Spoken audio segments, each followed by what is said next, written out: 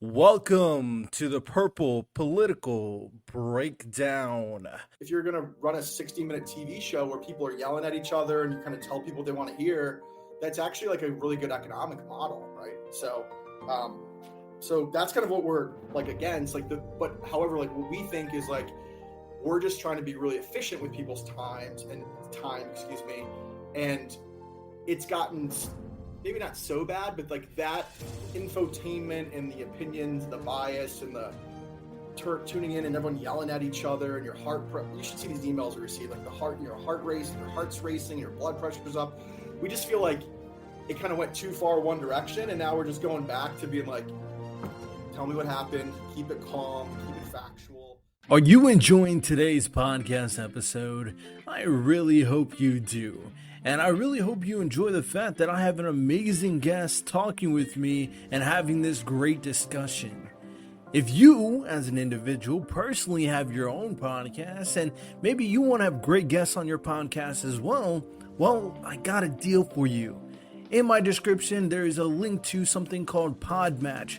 Make sure to join that link through my affiliate link so you can sign up to get matched up with other podcast hosts and podcast guests so you make sure you are never missing an episode without a productive guest to have an amazing conversation with.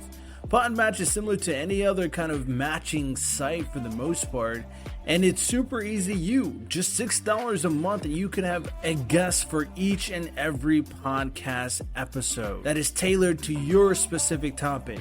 So again, join the link in my description and join Podmatch now. Do you want a great website like this? This is my podcast website where I direct the audience to come to, watch the content, listen to the content, read the blogs, and much, much more. If you want to have your own customizable podcast website, then join my affiliate link in my description to sign up for something called Podpage, and they can help you customize an easy podcast website for your personal podcast. Sign up to get a discount now. Again, use the link in my description to join Podpage now. Welcome back, ladies and gentlemen. This is episode number 34 of the Purple Political Breakdown. And today we have a very interesting conversation with a great guest on as we talk about media and politics, their role in politics, and kind of the outlook of mainstream media versus kind of the new version of media that is paving its way out currently with generations now and the generations in the future. And to kind of initiate that conversation, I have a great guest, Tim, and he's going to dive into his company, 1440 Media, what his company does, and very much engage in the conversation, of course. Now, this is just me, your host, Radell Lewis. My two co-hosts are not here today, but they'll be here for future conversations, of course.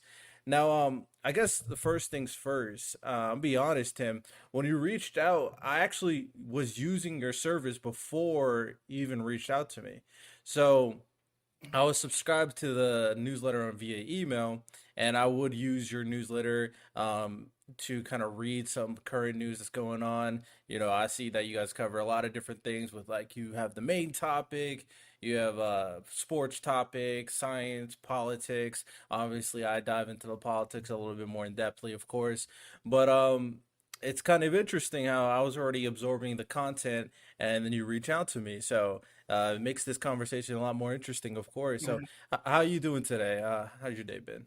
Really good. First of all, super honored to be here. Thank you so much for the opportunity, Radell. Yeah, no problem. So I guess to start out with everybody that's not myself, can you explain not only who you are, but what the company is for the people? Yeah, sure, of course. So I'm Tim Huelskamp. I'm 1440 CEO. Live out in Chicago at the moment. So 1440 is a newsletter. We send it out to about 2.6 million Americans at the moment, and we focus on delivering news without motives. So what that means is, actually, maybe I can give you the founder story because I think it really goes into how we started this and why we built this. But so I used to work in like the venture capital private equity space. So I'm actually like a finance person by trade. Did that for about a decade. Helped invest in like rapidly growing technology companies. And then my co-founder, Drew, is a PhD scientist. He used to work on Capitol Hill, believe it or not, one of his jobs was kind of like to read really sophisticated science documents and then like distill them down for folks on Capitol Hill. So we were buds, and basically we had this problem. We felt the media landscape wasn't delivering for us in two ways. One, we felt like we were really busy professionals and we didn't have a lot of time, and we wanted to know what was going on in the world, but we didn't have time to go to like 15 or 20 different newsletters or websites or podcasts or what have you, right? So like we think that news by design is very niche or verticalized. So you have like, sports and politics and all the things you just said, right? Business. And by the time you like go around to all 15 or 20 of them to get a well-rounded view of what's going on, it just takes a really long time. So we said, why can't there be someone who's like inch deep, mile wide in a world of inch wide, mile deep that just gives us everything in one place? If you only had a 5 or 10 minutes in the morning to really know what's going on in the world, provide that. So that was number one. And then two, and I think why I'm here is, this, we felt that there are these news organizations we respect tremendously, but they often tell you like who to vote for, how to interpret something, or what your opinion should be about the news story of the day. So we basically said, we're pretty smart people. We can like come to our own conclusions. We can read documents. We can read insights and like make our own decisions. But like, can someone just provide like kind of a just the facts approach without all this opinions and the bias and people yelling at each other, and just like a safe environment where we can like try to learn every day? So yeah, kind of with that 1-2 punch of, we call it comprehensive and impartial, we set out and built 1440. It was about 5 years ago. We did the whole, for like the startup enthusiasts, we did the whole like minimum viable product process. Unsure if anyone else would even care, right? So we sent it out to about 78 friends and family, and just with the thesis like, let's see if people like it, and if there's anything there. And it just kind of continued to grow. I think it went from 78 the first day. We were actually doing it weekly at the time just to test the concept. Went from 78 the first time to 91 to 104. So there was like some small evidence that it was growing, and we just took a ton of feedback from our users in the first couple of quarters. And now fast forward, actually like a lot's happened since then, of course, but fast forward a couple of years later and we're up to 2.6 million Americans. We're really proud that the audience is about 50-50 male, female. It's spread almost perfectly across the United States as well. And it's about a third Democrat, a third Republican, and a third independent. So we think it speaks like the audience itself speaks to this, like there's this kind of a psychographic of users. Maybe they're not a demographic because they're all across all ages and occupations and political beliefs, but they're just hungry for, can someone tell me what happened and like let me come to my own conclusions? And that's who we serve. Yeah, I think that's a great mission, of course. And when I was searching, kind of go from my own experience so the people kind of understand how I started absorbing your content. When I was approaching the political landscape and diving into these type of topics, considering how I present the podcast and considering how I present the content, one of the big things for me is really looking at topics, trying to find out solutions without political bias, without trying to kind of push an agenda or motive. I'm not really interested in the kind of mass attacks from both sides against each other and the skewed way the facts are presented. And we see that time and time again, a lot of different ways to absorb information. We see it on TV, of course. We see it on certain podcasts. We even see it on social media. So I was searching, okay, I need some information, and the convenience of getting that information daily in my email would also be grateful. So I'm like, unbiased political newsletter. And, 1440 was the first thing that kind of came up. And I was like, okay, great. Let me see what they got. I looked into it and I was like, okay, this looks good.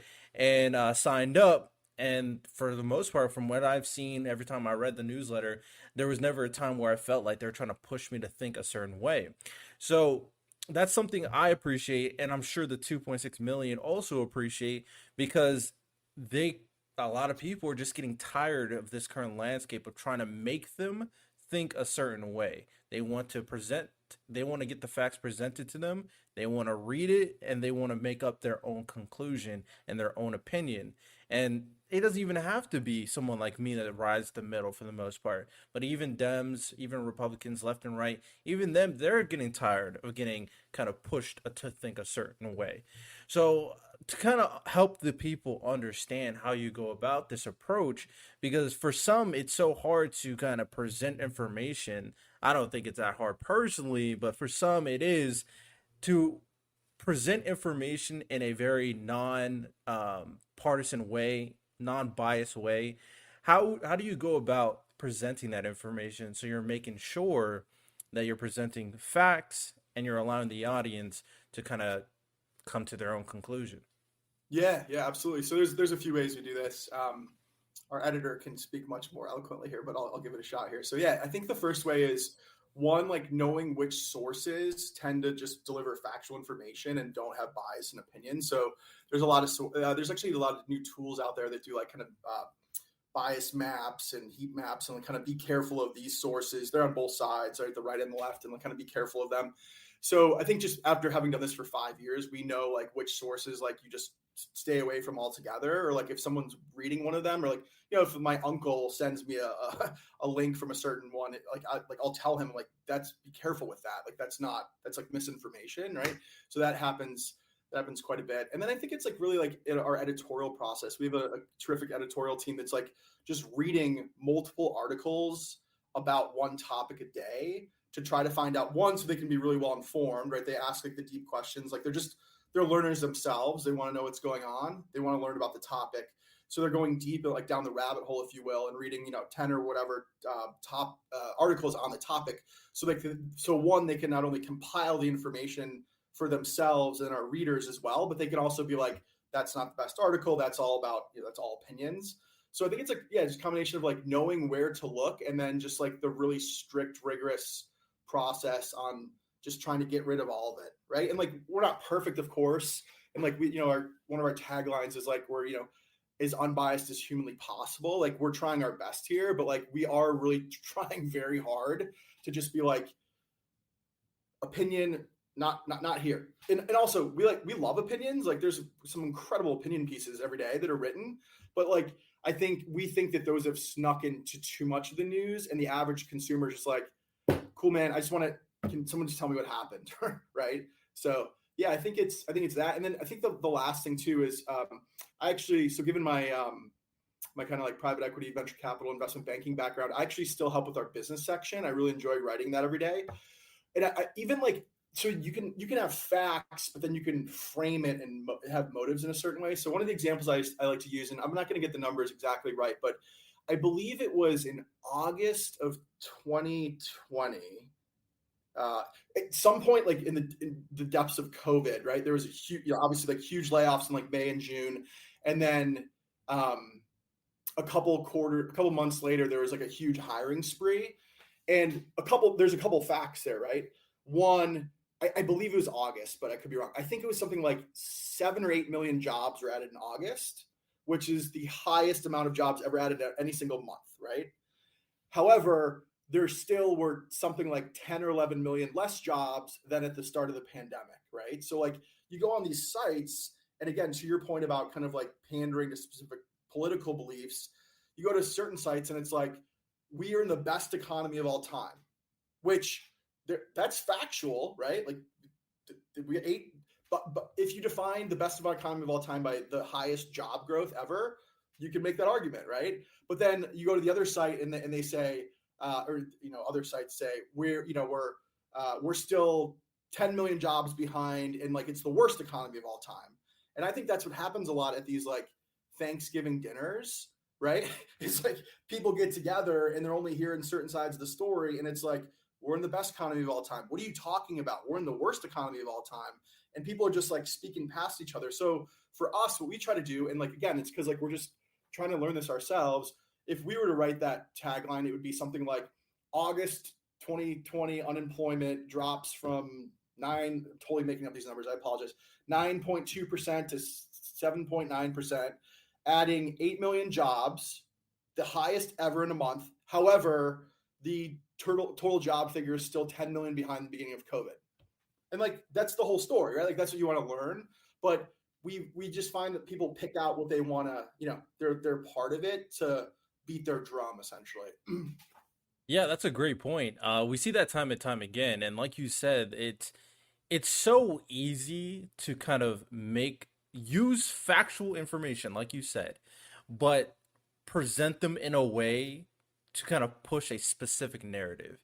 And to kind of paraphrase real quick, basically what Tim is saying here is that you can have someone present information about the job growth, the percentage of growth being so much larger, especially in condition to COVID. Obviously, with that time versus this time, the percentage is going to be extremely huge. But in reality, when you compare that to like different periods, the amount of jobs is not the same. It's less, matter of fact. But they use that growth percentage number to kind of portray themselves as, oh yeah, we are doing an amazing job. You know, the current president, the current vice president, the current party that is controlling the Congress, they're all doing an amazing job, and this is how we're doing it. But in reality, they're just trying to get things to the status quo of everything even before COVID. So that's just an excellent point there. But I guess I'm gonna go into this route because it's unfortunate, but as we've seen, and there's plenty of examples out there, as we've seen, information and facts can only appeal to so much people. The people like your editorial team, people like myself and my co-host, we love like information, we love learning, we love obtaining knowledge in a way so we are informed about a particular topic. But I would say the mass people out there would, when they're absorbing information, they kind of skew the ratio of how they absorb information to majority enjoyment versus factual information being correct. So with people trying to get entertainment more so than anything, that's why they can appeal to certain news outlets like Fox News or CNN in certain aspects, and they appeal to personalities more so than the information being presented, regardless of what they're saying. But since they like the personality, they're just going to assume that they're just giving them the correct information. The difference between 1414 media obviously being a newsletter and how you present information, and you don't necessarily have a personality to the facts presented. How do you tackle that kind of, it is an issue to an extent, but it's just the reality of humans and how they consume media. How do you tackle that potential challenge to make sure you're not only presenting factual information, but also presenting information that will entertain the audience? Yeah, it's a wonderful question. I would say, yeah, we call that like the infotainment. That's what a lot of folks call those, like the TV, like specifically the TV stuff. Yeah, and like I don't say to be fair, but it's interesting because a lot of folks, like in my friends and family network on both sides, on both the MSNBCs and the Fox, are the one I watch to see like how different the world is on a nightly basis. Not I don't watch it nightly, but when I tune in, and yeah, it's interesting. I think one of the issues there too is like the person watching that wants to hear it, right? So like it's like a self-fulfilling prophecy. Like they believe a certain thing, they think the other team is evil. It happens on both sides. They're both attacking the other team. You have a certain set of like maybe political beliefs or fiscal beliefs, and like they tell you kind of what you want to hear. So like you're going to keep watching that. We always use this stat where if you basically, it's a ballpark figure, but if you basically like look at how much a minute of your attention is worth, it's if you look at like Facebook data and TV data and a bunch of things, it's worth about a penny a minute, right? So like if you're watching something or looking at something or reading something, basically worth like the free market on your attention is a penny.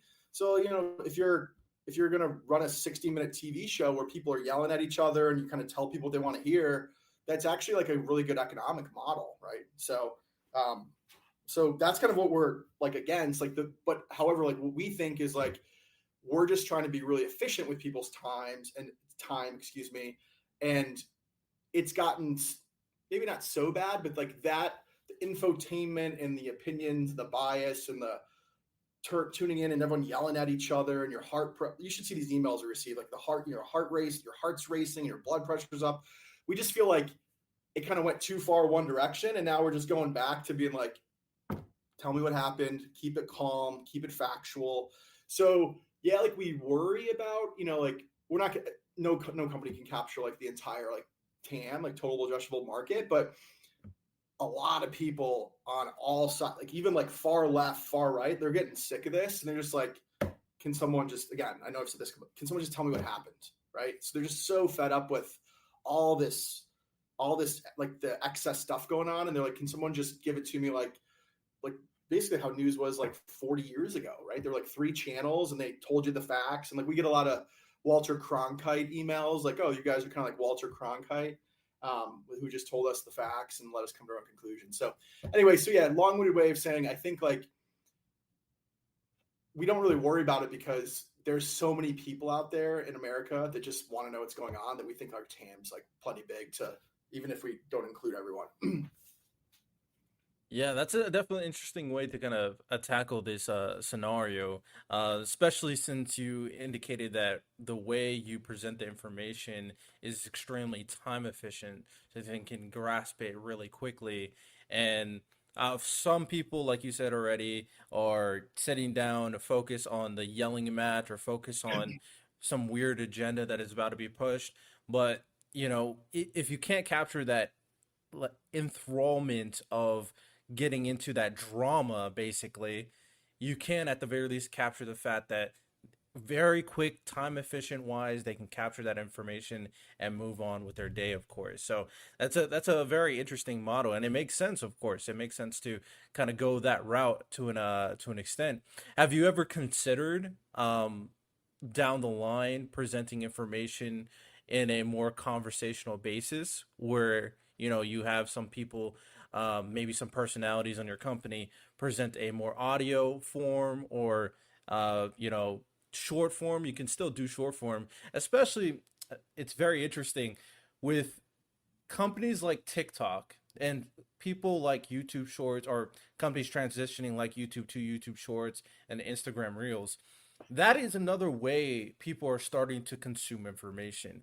There's like this pretty big TikToker that people are loving, that even him and some others that I've seen, that when I scroll through the platform, where people are loving them because they're just presenting the facts, they're just presenting the information, and they're doing it obviously in like 1 to 2 to 3 minute spurts. It's not long, they say it very quickly and then move on. You just got a bit of information in like a 1 to 2 minute span without drama kind of filling the air. Now the great thing with them obviously is they're inputting their personality into it to an extent.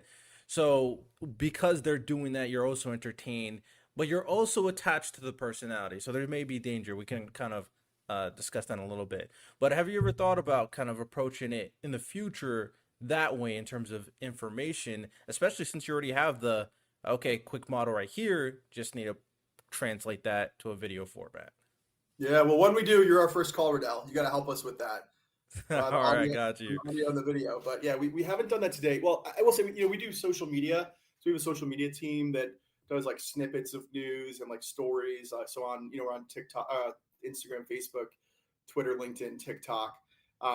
We're working through some of that stuff and trying to think about how to scale the business. But today we basically said like to ourselves, like we think a lot of companies kind of do too many things, and like we've seen this happen a lot of times in business. They launch too many products, they have too many things they're working on, and then and I'm not talking about every company, but some companies you have like instead of one excellent world-class product, you have 12 to 15 mediocre products that no one loves, and that's usually not a good good for like long-term business. So we are thinking about new mediums and new ways to deliver our product, but at the moment it's just the newsletter. Fair enough. Fair enough. It's just an interesting thing to think about, obviously, and I find 1440 and how they present information very efficient. But I guess it plays into kind of the United States kind of capitalist way, where back in the day, you said like 40 years ago, you may see kind of companies, news outlets presenting the facts, presenting the information. But I don't know if this is true, but based on my own interpretation on how it could have happened, is they realized that people may or may not actually care about the information, but if we make them attached to the personality that is presenting the information, we can kind of capture more audience and make them more dedicated to the content that's being presented. And in that, of course, they kind of get people to recognize his faces like a Tucker Carlson, for example. They recognize faces like there's a one CNN guy that got booted. I don't even know these guys' names by heart, but because I don't even watch any of them. But you can see people know these guys. They know their talking points and they know what they try to do on a consistent basis. So they translate from, okay, we're going to present the facts, to, okay, we're going to present facts, but we care more about making money. So I guess that's the potential concern with those situations. But that model obviously worked for, some of the bigger media companies, and they put personalities out there. But it's interesting now because of how society is so politically divided as of right now, that it's so heated, and they're calling out people are getting fired, like Tucker Carlson, and there's like a host on CNN that's getting fired as well. So you have these different situations. So in your case, the reason why I'm bringing this up is, if you were to kind of consider a circumstance where you kind of put a personality out there, how much does it weigh in terms of pros and cons when it comes down to potentially having a personality be too much of the personality versus the facts, versus, unless you can kind of create a way to do it where they don't get attached? Like, if you were to go down that route, would that be like a major concern, especially if that personality became like powerful enough to kind of sway opinions in the future? Is that something that you considered? Yeah, it's a great question. I mean, frankly, we've considered it. It's just not like in our DNA. It's like not in the cards for us. That might be foolish, but we just feel like, again, like that's saturated and overloaded, and there's all sorts of different personalities, and like that's not who we are. That's not why we get up in the morning. It's not why we would ever win. So just like stay away from it altogether is kind of how we think about that. That's a fair approach, fair approach. And I just thought of something a little bit, so I'm going to bring it up. It's considering the evolution of AI technology. So another kind of aspect that people are going down is having AI even present information with how AI audio is kind of working. Matter of fact, that can even translate some people's voices. Mhm. Have So has that ever crossed you and your company's mind in terms of having AI present information? Yeah, so I mean, it's really like with any big like technical shift, right? There's one of these every like 10 or 15 years, right? The mainframe, personal computer, the internet. It was supposed to be crypto, but that never really happened. And now the next one's AI, right? So like, yeah, we're valuing this and checking it out. Like, I think it's gonna have huge implications, like all like tectonic shifts in tech do. But so what we found so far is that AI is really good at like summarizing. So like if you use like ChatGPT or any of these things, it's like, hey, um, give me a summary of I'm in Chicago, like the history of Chicago, right? It would come back boop, and do that for you really well. What we found that it's not good at yet, and like obviously this is going to change because it's AI and like these machine learning models are incredible. And I'm not a technology person; I just know how kind of it all comes together a little bit. And yeah, it's not great at saying like, here's 10,000 articles from today. Which ones matter? Which ones should I read? And which ones should I like avoid, basically, right? And like that's at the end of the day, that's what we do. We're a curator, like, right? So we look at all the articles, all the information, all the news. So it's like it's the the what's going on in Ukraine, but then it's also like the companies that IPO'd and new scientific developments, and then we even have like a fun section on the bottom that does like Michelin star restaurants and fall foliage schedules and just like fun stuff to make you like an interesting person. So anyway, like what we found so far, and we're very early on this, but like if you feed it like everything on the internet, it can't come back to you yet and say this is what you should read, this is what you should consume, this is what you should know. We think humans are better at that right now. Again, right now. In case it's like I have to watch this like 5 years from now, and I'm like, wow, he was way wrong on that. But like right now, it can't do that. But will it in a couple of years? Maybe in a couple of months, probably. So yeah, we're constantly trying to figure out like how we can use it both like as a tool to help us stay smarter, and then that's the thing because like I know I keep saying this, but at the end of the day, like we're just doing this for ourselves. We're not like media people. We didn't come from the media, right? Like we're just trying to like get smart and be knowledgeable people. Like we're all intellectually curious. So we do it for ourselves. And then now just 2.6 million of our friends read it every day, right? So whatever tools we could have out there that would help us make that easier and help people learn more efficiently or help discover new amazing content, like where do we sign? It would be incredible, but it's just still what we've found is it's still too early in the like it's early. So I don't know. It'll be interesting to see how like people use it. There are some news organizations using it, like which makes a lot of sense, like AP and some of the other companies, like for earnings reports, right? So like that's exactly like what it should be used for, right? So like Microsoft does their earnings and like they literally go in and they say pull out the revenue number from the Q1 the Q1 revenue number from the 10Q and what was it the year before and what's the change, and just write an article about like did their revenue grow or not and did they miss earnings or not. Like that's something that like AI can do really easily. But like we think that historically when I've studied or when we've studied like what happens in those environments, usually what happens is it allows really smart humans to like their kind of like monotonous time of doing like busy work goes away and it unlocks human creativity, right? So we're actually really excited about it. Like it'll be really cool to see what happens. It's definitely going to change a lot of, I think, like with this one, like white collar jobs too. So it'll be amazing. Like some of the stuff like in the law field where they can take what used to take thousands of hours of associate time reading documents and just throw it in a computer now, and the answer can come out. It's like it's pretty wild stuff, but I think just like still TBD how it all plays out. But that's, sorry to just put a bow on it.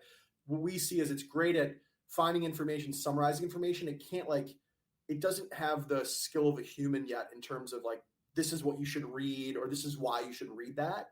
But it's definitely coming at some point. Okay.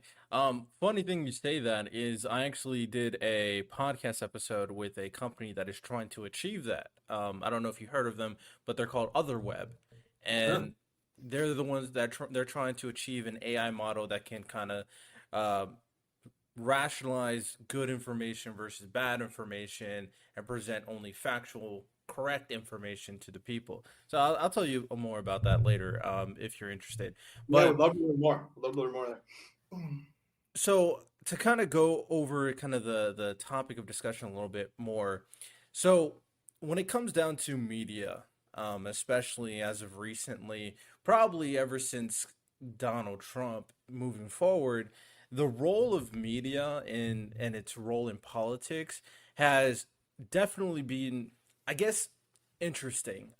If you want to say good or bad, I'm willing to argue especially with the companies that we've talked about where they're kind of framing things in a certain way, it has been bad for certain people, but the other side would argue it's good for my side though.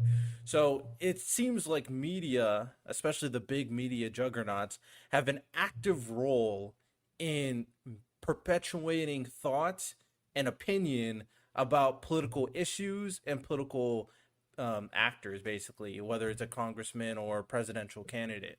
So, what do you believe the role of a media informational, company like yourself or other companies you could think of? What do you think their role should be when it comes down to politics, and how does your company kind of handle or go about presenting information and then their role in politics?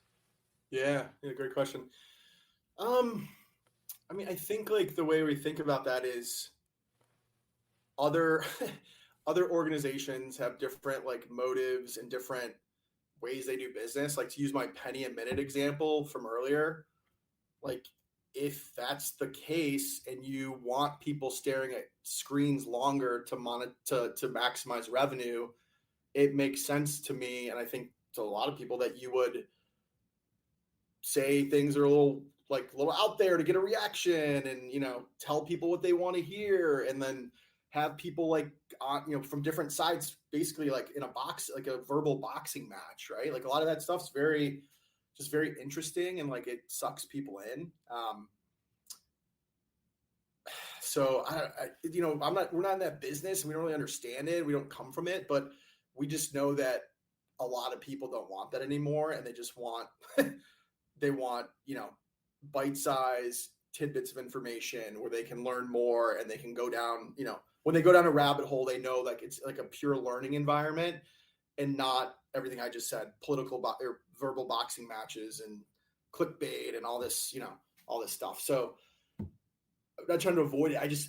We just don't know, because like that's kind of like what we never want to be. We just want to be the folks that are helping people like stay knowledgeable. Stop right there. Yes, this is a little mini ad. Don't skip. Don't skip. All I want to tell you right now is that at the end of the day, when it comes down to all the discussions I want to have, I want to be able to communicate with you, the audience. I want to be able to relay a message and receive a message from everyone and try to come up with these great solutions that I keep on talking about. So if you want to be part of the community, make sure you go to the website and sign up for not only the email list so you can get weekly emails from me for the podcast episode, informational sessions, all that great stuff, but also sign up to go on my Discord so you can be part of the discussions, debates on my live streams. So be sure to go to the website, www.purplepoliticalbreakdown.com, and go to the email list, sign up, and go to the Discord and join the server. Now back to the episode. So I guess the challenging part about this, and I'm with the sentiment, of course, but I guess the unfortunate situation when it comes down to trying to really be unbiased and presenting information as is. Now, obviously, my platform is a little bit different in the sense that I do present my opinion. Obviously, I try to present my facts of the opinion, and I let people kind of come up to their own opinion and obviously converse with me to see how we can come up with solutions. Because the focus of me is not doing this kind of verbal boxing match. It's to kind of solve the problem that we're talking about in the first place. So that's how I approach things. But even when I'm presenting information, factual information, kind of presenting things as is, the unfortunate part about it is regardless of how you present the information, the other side or both sides will always perceive your information as being political bias regardless. So in a situation where maybe there's a circumstance regarding Donald Trump, right? And you're presenting the information that Donald Trump, he was indicted. This is the facts. This is why he was indicted. From what we know, we have to get more information. What could happen, and I've seen it happen, in comment sections and with both the left and the right, you can see things as the right saying, oh, you're just attacking Donald Trump. All of that's not true. They're all conspiring against Donald Trump. Or the left is saying, oh, you're going too easy on Donald Trump. You should have gone harder. He's way worse than what you're saying. He's also done this, this, and this without having any facts backing it up. So has your company ever dealt with situations where even if you present your information a certain way, you still got people attacking you thinking that you're politically biased towards the other side regardless, even though it's very obvious you're just presenting the facts? I'm not exaggerating. Every day in our inbox, we have that. So we get hit from both sides, right? Like what you just said, exactly. We get dozens of emails a week, and on, obviously like with more like presidential campaigns or like certain political movements, there's more of it. But literally every time we write about it, we get that from both sides. Yeah, it's kind of crazy that no matter what you do, these people are going to be so set in their ways of thinking that they're not going to try to budge in whatever's going on. So how I approach it is I either will try to converse with you or I'm just going to ignore you because I think it's a waste of time. So that's how I approach it. But in a situation where you just want to present information to the people, I guess the challenge, and I'm curious to see like how you would handle it. The potential challenge is you can have potential people mislabeling what your company actually is based on their own political belief.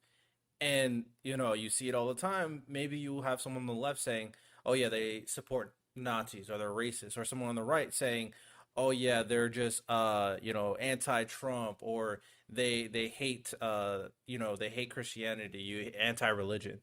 So is that a concern that you've dealt with, and how would you deal with it if you have people trying to frame your company as this way? And I guess the other potential part, which is even potentially more damaging, is with the growth of content creators. Even they can say a certain thing. Maybe they have like only 10 followers, but they can say a certain thing in a way will get millions of views regardless if it's true or not.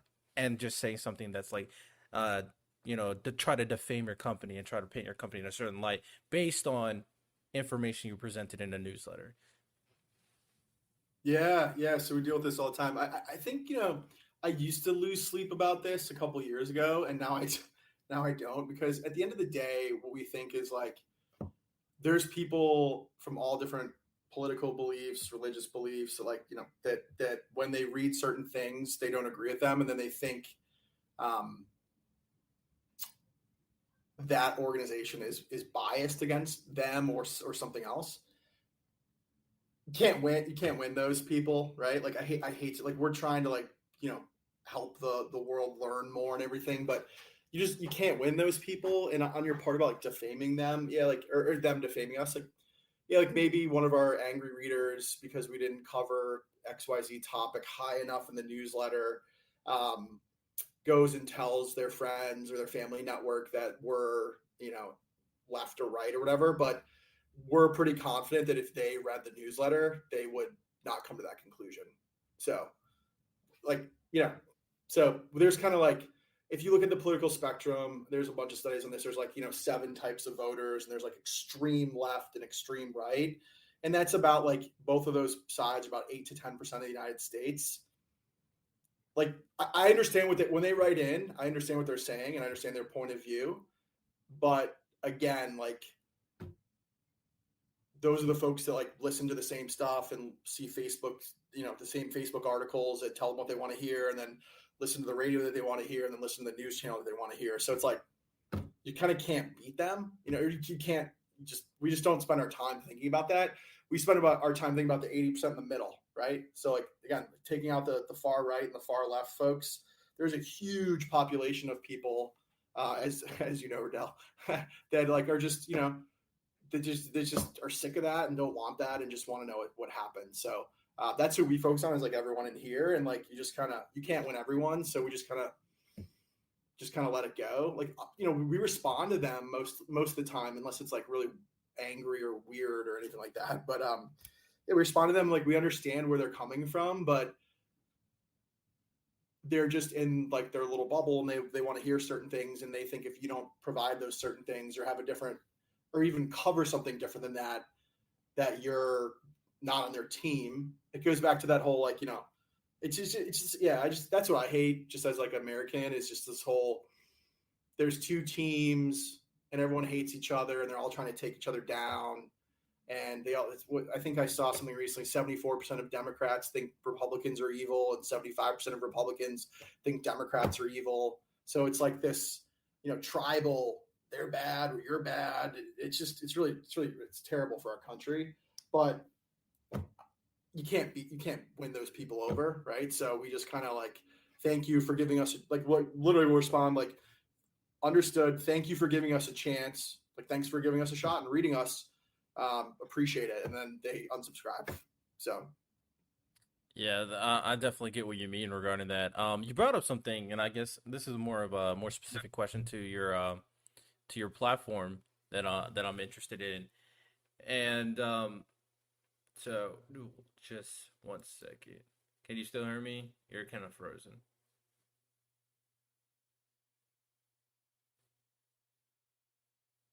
Yeah, he's frozen right now. yeah, Are okay? You're good. we're back. Yes. Sorry about that. No, no worries, no worries.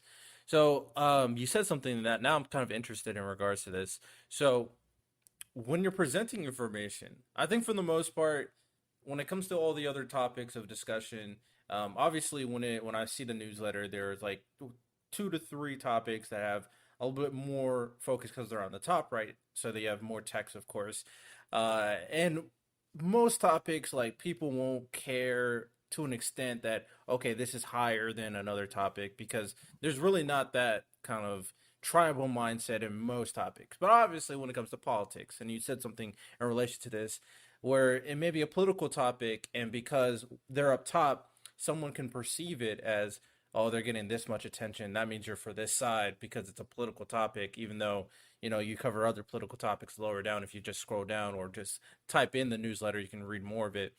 So my question for you is, how do you, when it comes to your, vetting process and deciding which political topics mostly that you want to feature on the top, how do you go about selecting which ones you want to put on the top versus which ones you leave lower in the bottom for them to check out if they scroll down? Yeah. So obviously this is like an art, and this is where we say like trying to be as unbiased as humanly possible, because like we all have biases. Like our editorial team has biases too. They try to check them all before they like come to work every morning. But yeah, so like what we try to do is we look at the whole news landscape and see what's being covered, and then like what's not being covered. And it's so obvious, you can totally see like certain stories are on the left or on the right, or like we'll say like maybe like the seventh high, if you kind of rank the stories across the news, like the seventh highest story, the seventh most important story on might be like the number one on a certain network, because like that's again like that's their talking point, they want to tell you about that.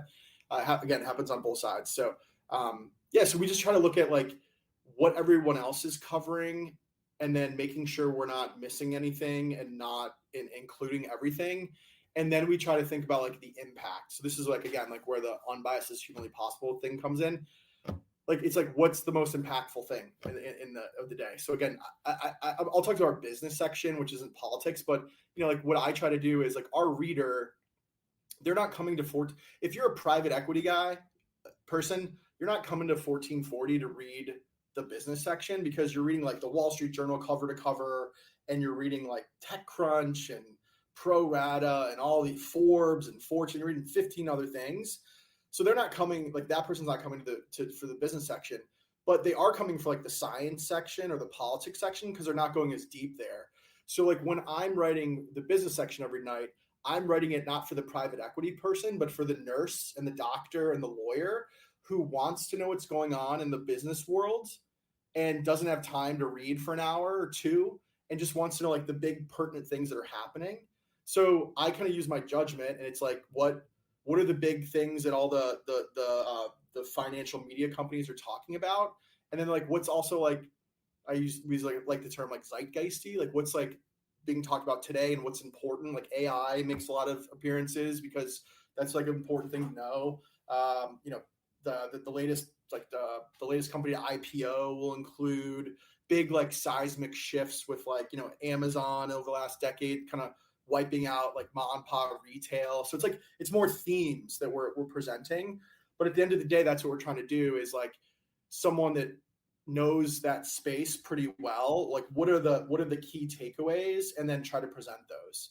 So like our editor is a scientist, we have a politics editor, we have a sports entertainment and culture editor as well, and like there's a ton of judgment in there, but at the end of the day, we try to do like the combination of all those things. Like what are other folks covering, making sure we're not burying things like certain networks do, but then also like what's the most impactful news item that's going to help people understand the world around them.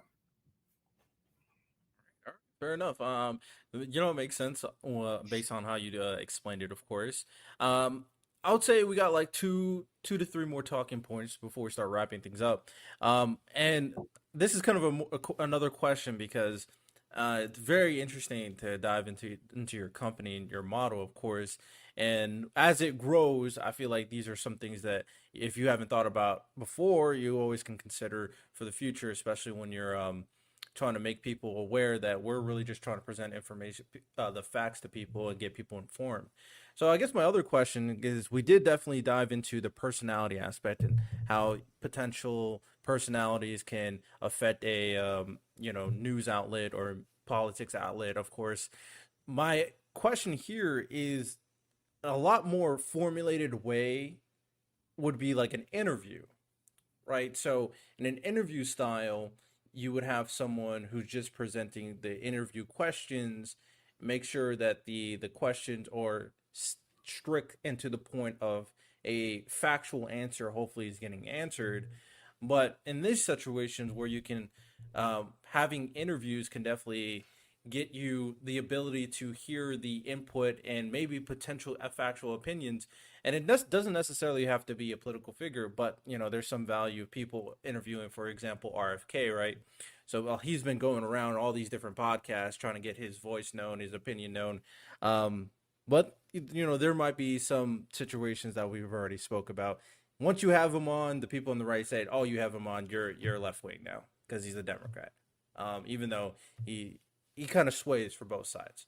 So when it comes to interviews, you definitely have more control to make sure that the information being presented is factual, and then there's no innate trying of pushing of an agenda while the conversation is going about.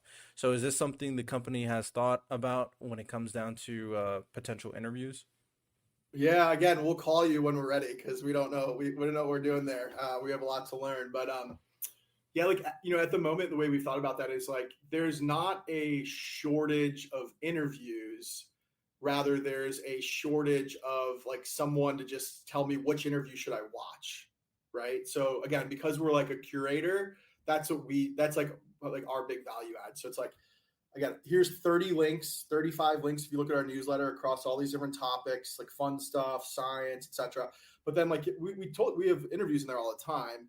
But it's like if there was an interview on like a political figure, we would first watch many interviews and say, this one's biased, this one's biased. This was one where I actually really got to learn about the candidate and we felt it was very fair. And it was like the most unbiased interview we saw and like the most impactful interview we saw. We would run that one. So again, like just that's kind of the beauty of being like a curator is like we don't have to run our content or our partners' content. We're just trying to like, again, if my mom wanted to be like, what's the best interview on this political person, that's what we're trying to do. But we just send it out to 2.6 million people, right? So Fair enough. Fair enough. That makes sense. I agree. Um, So we dove into the big wig media companies and how they can present information that is extremely biased. This way of presenting information, if we're being honest, however, is one that is much more old school. It's something that, people that probably the generation before me would do more so. The new way people are kind of consuming information now with my generation and younger is social media. So in this way, for example, you have Twitter and there's a, search tab, discovery tab, and you can go see, okay, what topics are going on. Now Twitter is hit an interesting point with Elon, considering that obviously you can go down, see these different articles. I thought it was an excellent addition for Elon in the sense that he added a kind of like community notes section to every article or every tweet with that is trying to present information and news, giving them the opportunity to get more context of it on the face because not a lot of people read the article. They read a headline and go like, "Oh yeah, this is my opinion now." So, with that said, my question for you is like, how do you perceive social media and how they present their news versus your company? Because obviously, this is another way that information is getting presented, and this is potentially another way people can get a biased perspective. Because the thing about social media is they put headlines, titles in a way specifically so people click on the titles.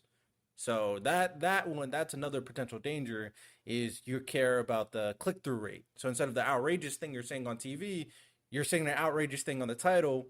People may or may not click on it, or they may click on it a little bit. Like may click on it, read the first paragraph, and then leave and say, "Oh yeah, this is my opinion now." So how? What is your opinion, or what is your perspective on social media and how they present the news versus your company and how they present information? yeah, I mean, I feel like you just answered it for us there, right? With like all the lot of the companies, and not everyone. There's some really awesome like journalists. I mean, the whole thing. It's fascinating, right? Like Substack, and there's so many new ways to be a creator. Like if you're passionate about delivering insights or knowledge or news, you can do it in so many ways now. To your point, right? You could be on TikTok, you could be on Instagram, social media. You could have your own newsletter. You could have a YouTube channel. So I don't want to put like everyone in a bucket because I actually think there's some really awesome,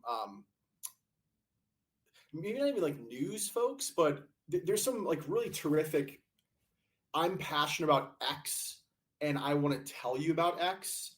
And like my following, going back to like our conversation around TV and telling you what you want to hear, like I'm interested in that topic. So then through the power of the internet, I can get, millions of followers who are also interested in that topic. And they're like a lot of them are curating information around, whatever, like your favorite sports team or like food or travel or whatever. Right. So yeah, that's what's so fascinating is like the internet just it just there's so many possibilities now on who you can learn from, right? So that's the beauty of it is you can follow.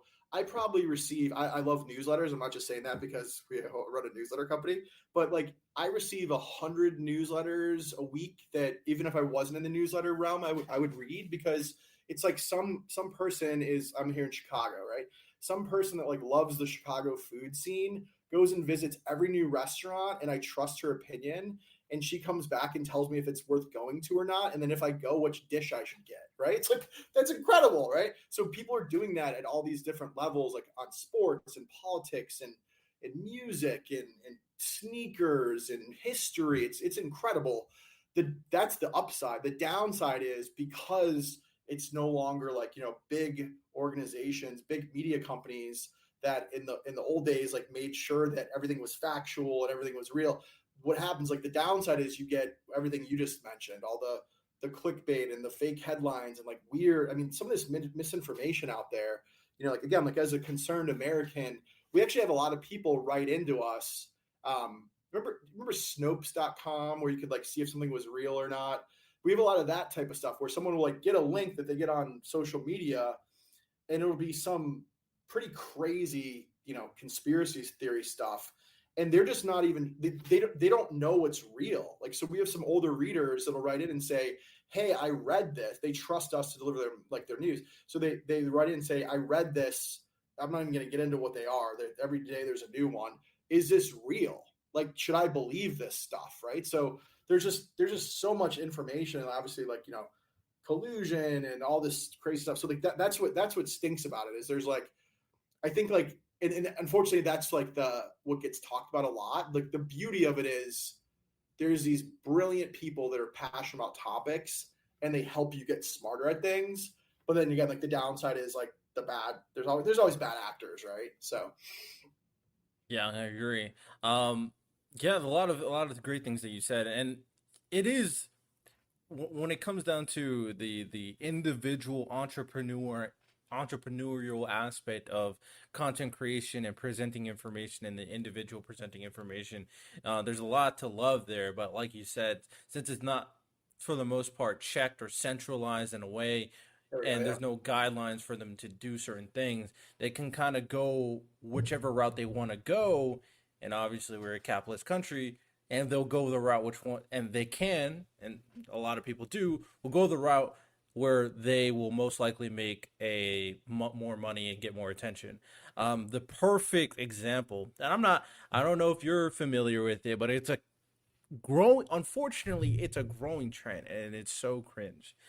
So there's kind of a new trend on TikTok live streams, and basically what the trend is where individuals will go on TikTok live, and they would do these really like cringe like dances and movements. And basically how this would work is they would kind of like make some weird motion or maybe just, you know, bounce up and down or whatever. And then anytime someone sends them like an action, or like maybe they send them a hot dog or for some reason in TikTok live, then they, you know, do some weird action where they're kind of, you know, eating a glizzy in a very provocative way. Or maybe they get shot by lightning and then they pretend they got electrocuted by lightning on TikTok live. Or someone sends them a fireball and then they pretend they got burned. So it's very weird. It's very cringe, and it's very childish. But people are doing it, and it seems like it's growing in attention where more and more people are going like, screw it, I'm gonna go in there and just make money. So that's like the perfect example where They see money can be made. They don't really care what they have to do it, and they'll do it. And this not necessarily like the same as presenting news, but it really just shows you how people, regardless, are willing to do what they want, willing to do whatever to get attention, to get money. So it's kind of a very unfortunate. Have you seen any of those TikTok lives on TikTok No, I at was just all? thinking I got to get on TikTok apparently. My wife really likes it, but I don't use it, but she loves it, so I should probably try Hey, to. she might have seen exactly what I'm talking about, and she might think, "Oh, yeah, this is weird, extremely weird." But with that said, I guess another thing that is kind of unfortunate, and which is when like factual information can play a lot of benefit, but a lot of these media companies would cover it. I'm not sure if your newsletter would, but there's a lot of these social circumstances, right? So in these circumstances that can go extremely viral, that have little to no context, can frame things in a way to either ruin someone's life or can kind of force a specific narrative, whether it kind of leans left or right. So, perfect example, there is this one situation that went viral, where the lady was at like a park, and there was a guy, and the video, from the video, all we see is like she's like holding her dog, she's calling the cops, and from the video it looks like she's a Karen, like she's calling the cops because the guy that's taking the video is a black guy, and she's saying, oh, he's doing this and this and that. So it makes her look very bad because, the perception, if like an older white lady is, being mean to a minority, she's a Karen for the most part, especially if you film it in a certain way. So this situation happened where she was doing this, calling the cops, very distraught, and the video presented her in a very weird light. Now, with that said, the mass kind of public just thought that she was racist. They thought she was a Karen. They thought she was X, Y, and Z. Come to find out, and I didn't even find out until like years later, maybe a year later. I found out about this months ago because I never looked into it, but I've seen the video. Everybody's seen the video. I didn't have an opinion, but everybody's seen the video. So the context came out that this guy, before he even did the video, went up to her and said to her, "I'm gonna steal your dog." Now that all that context about him saying "I'm gonna steal your dog" was left out.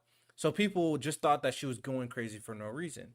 So this is an example, and there's so many other examples, like the city bike example, if you're familiar with, where there's a lady and then there's boys, and people calling her a Karen because they think she was stealing a group of boys' city bike.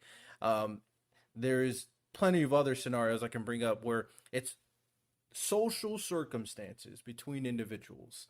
And these circumstances go viral without the proper context, and they're presented in a way to make a certain person look bad. Do you think media, maybe like yours, because the big media companies, they go over this stuff, but unfortunately, they don't look up the context sometimes, a lot of times, and they also pick an agenda and also pick a way that they want to kind of portray the information. So, and perfect example, do you know who Anna Kasparian is? I don't know. Anna Kasparian is a member of the Young Turks, a progressive group from the left, and they would kind of present information in a very leftist point of view. Now, she's come out and said she's had a lot of like rethinking of how they done things because a lot of the information they used to present was without context, wrong information. And after she got the context, she went back on her word on so many things. Another great example is the Kyle Rittenhouse stuff, where initially where it was presented, it was very obvious how they were trying to present the guy. So she came back on a lot of that stuff, even though she was a leftist, and saying this is not right. She was attacked from it from the left, obviously saying, "Oh, you're just you're changing sides and all that stuff." But this is just another example where her former company, or probably her current company, how they presented information was without the context, without the proper information, and it was damaging to a lot of people.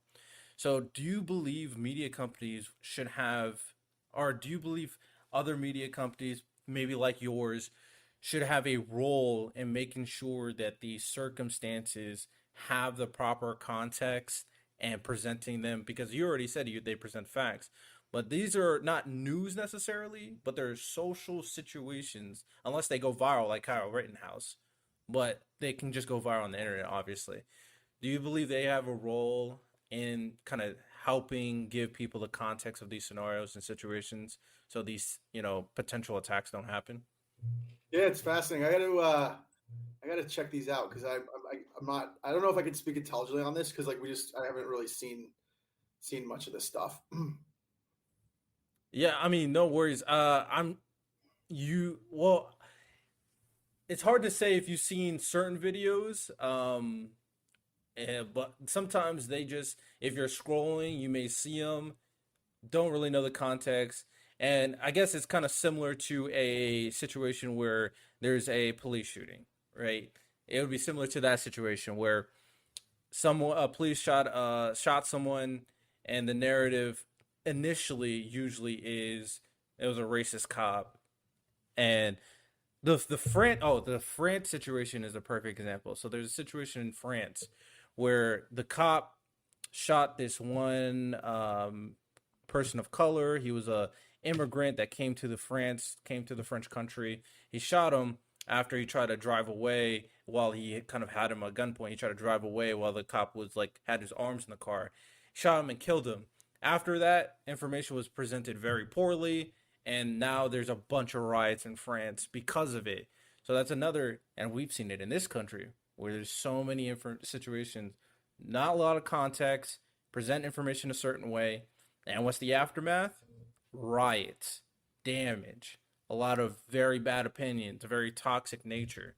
So this is kind of the potential downfall, especially with social media, where things can go viral, they don't have the context, and people can get extremely upset extremely easy.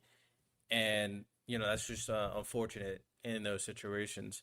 So, yeah, the only reason why I bring this up is because all the stuff regarding politics, I mean, we very much agree on. And from what I've seen from 1440, they present information in a very interesting light.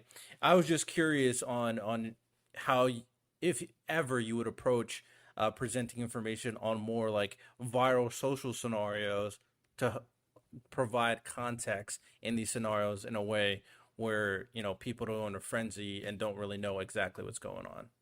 Gotcha. Yeah. Yeah.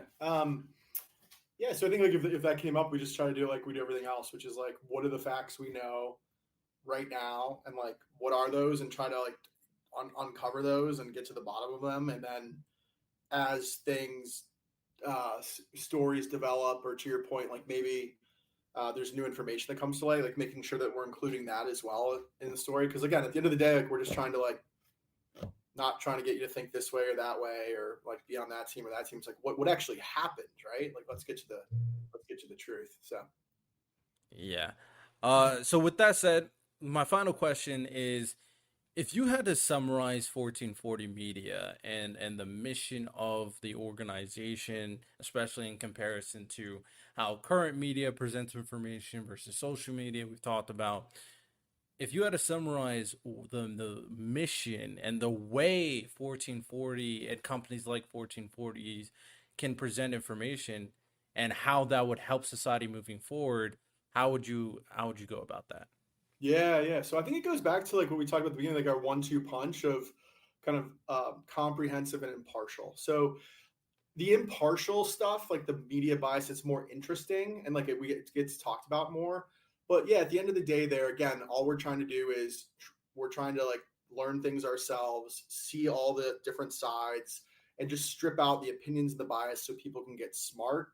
Um, and then I think the thing that we actually don't get enough credit for is like our comprehensive nature. So we save people tons of time and then help them get really smart about different topics. So like as an example, I actually pulled this yesterday, right? Like in our newsletter last week, because we have like a menu of information, right? So if you want to learn, we covered the following things in one newsletter: an octopus nursery at the bottom of the ocean, Tesla's earnings, the hot dog eating champ, a civil rights lawsuit, quantum mechanics, lab grown meat, Ukraine update, a nuclear plant in Japan, the best US cities for nomads, images of the Milky Way, robot orchestra, an update on Dolly the cloned sheep. Like, so if you're like looking for a ton of information and you like just want a smart, curious person, that's the other thing we do too. So it's that 1-2 punch of no opinions and no bias, and try to like really hard to just present what happened. But then also like we serve on a silver platter via your email like 30 or 35 really fascinating links that help you become a smarter person. And I actually think I think our readers know that, and we get a lot of credit for the readers, but we kind of get, I think the impartial biasing is more interesting, but at the end of the day, like we deliver like really cool insights and knowledge to our readers, and that's why they open every day. They come back because they know, I know I can go to the top and learn about like what's happening in Ukraine, and I know if there's an IPO, I'll learn about that. But then I also can learn about like what I said, Milky Way images and Michelin stars and fall foliage schedules. So yeah, like, at the end of the day, like we're just like normal people. We're not media executives. We have journalists and folks that have been in the media, but the core of like our being as a company is just intellectually curious people that want to know what's going on in the world and want it all in one place so they can choose what they want. So kind of like choose your own adventure news without all the bias. So that was super long-winded, but yeah, it's that 1-2 punch. That's why people love us. That impartial, comprehensive 1-2 punch. And I think people can appreciate that type of way of presenting information. An additional question I just came up with, because I see that you guys do this, and to be fair, I think more people probably should do this because it really sheds light that when it comes to media and the news, both on mainstream and social media, for the most part, the information they present can be relatively depressing. They always kind of present the negative way of how the world works, where they never really present the good side of the world. So one thing I see your company do on some newsletters, I think it's like once a week, maybe Fridays. I don't remember exactly, where you guys present good information. Good things that is happening. So why do you think that type of information is good for people? And yeah, basically, why do you consider doing this every week, in terms of this good news? Yeah. So thank you. So it's on Saturdays. Our brilliant chief content officer named Sony, who came from Bloomberg, came up with that. And we have a section called Humankind, which is all the like uplifting stories you see throughout the week. And then there's a second section called Human Kindness, where people actually write in and say like, this is what I was, I lost my wallet and some random guy drove 200 miles to return it to me, right? Just like really uplifting stuff. So I think there's a couple reasons we do that. One, we believe that like the world is net good, right? There's obviously some bad stuff going on, and America has some problems, and we have to get better every day. But like, it's a wonderful world out there, and a lot of people do wonderful things. We want to highlight some of those. And then two, to your point, and kind of like to wrap up the whole conversation here, it's just like everything, a lot of those companies they tell you like the bad stuff, and like what you just, they get you all fired up, and then you're yelling at each other, everyone's yelling at, and just like, it just people are starving for like, not only like the impartial comprehensive stuff, but just uplifting positive news when they're used to turning on the TV and just seeing bad stuff over and over again. So yeah, I think it's a combination of like, one, like we think like the world deserves it, and we should like highlight more of it because it's beautiful. And two, like the consumer wants it. And like at the end of the day here, like that's what, if you look at our product, like a lot of people 5 years ago, like no one will want this. What are you talking about? There's Google News, there's Apple News, there's the New York Times. Like your product doesn't even make sense. But we think that we just have like a really good pulse on like what the consumer wants, and we just deliver it to them. All right, excellent, excellent. Well, yeah, that's all we got for today. I think this was an excellent conversation regarding media, regarding your company and its role in politics, and even just the world news in general, of course. Um, how are people able to sign up for the newsletter? What do they have to do to get this impartial information? Yeah, so thanks for the plug there. So yeah, you can visit join1440.com. So join1440.com. It's really easy. Throw in your email there and comes right away to you. You'll get the next days as well. If you don't like it, you can unsubscribe. We got to our point. It's not for everyone. Some people unsubscribe, but Yeah, so it's super simple to sign up in a few steps. And also, like, for your audience or for like builders out there, like Radell, like what you're building is awesome and it's really inspiring. Like, if I can be helpful or we can be helpful to, like, just pay it forward, and someone's just starting a news company or a new product or something like that, any way I can be helpful. I'm at Tim at join1440.com. I actually get a lot of cool random emails from this and have a lot of conversations with people and really enjoy them. So really mean that. Any way I can be helpful, please don't be shy. All right, excellent. Yeah, make sure to sign up. I'm a big advocate of 1440, of course, even before Tim reached out to me. Like I said, I've been reading their information for a while now, and definitely one of the many sources I use to get a good baseline of information. And even though this is purely politics, I read everything. I'm interested in a lot of different areas, sports included, right? I got to get that good sports information as well. So yeah, I'm a big advocate for 1440. I highly recommend the way they present information, and the information is, like I said, like we've talked about, impartial, just the facts. You can kind of learn stuff that is going on, and even if you want to kind of just get a good baseline based on how they present the ways, you can get a good baseline, and then once you kind of get invested, you can even do your own research. So regardless, it's good for everybody, good for every type of person in terms of how they consume media. And, not only that, this podcast is also here to give you out the information too. So hope you guys enjoyed. Of course, rate it 5 stars if you enjoyed this episode. And like always, you can reach out to me on the website, www.purplepolitical